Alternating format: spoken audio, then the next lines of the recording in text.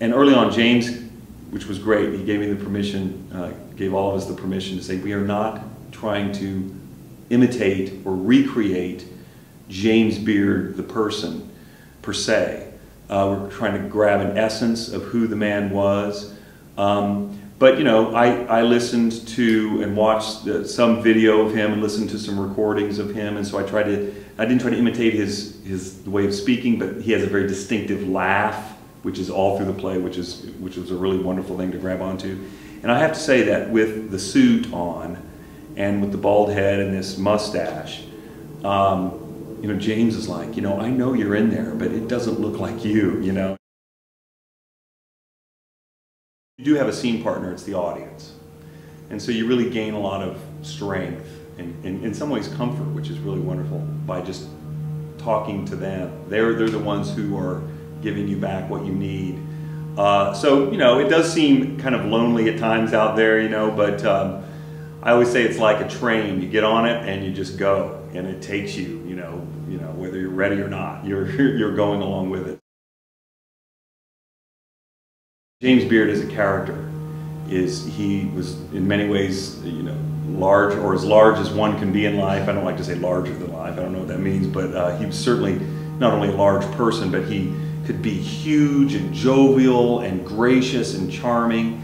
But and this is the beauty of the play that James has written. He also has, you know, these sort of deep regrets, you know, and unhappiness, you know, that's, you know, like everybody does.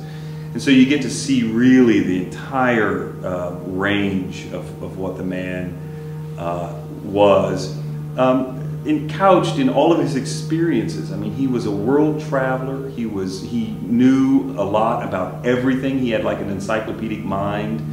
As a cook or as a chef, he had what they call perfect palate.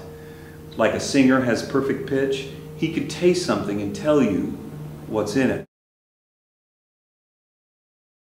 Ultimately, when you boil it down, it's a very human story that everyone will go, I know exactly what he feels. Those disappointments, those things that didn't happen, the things that did happen and how wonderful they were.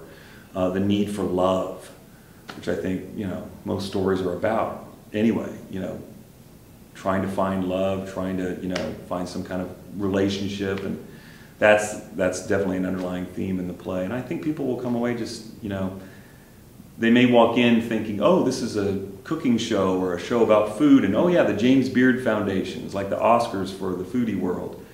And they'll come away thinking, that was a really interesting human being that I would like to have gotten to have known, and see a little bit maybe of themselves in him as well. So.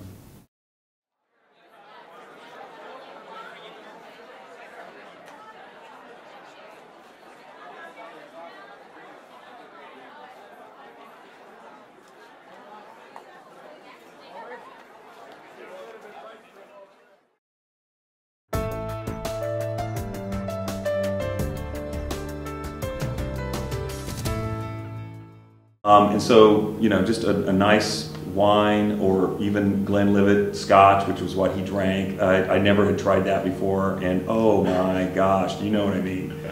Unbelievable.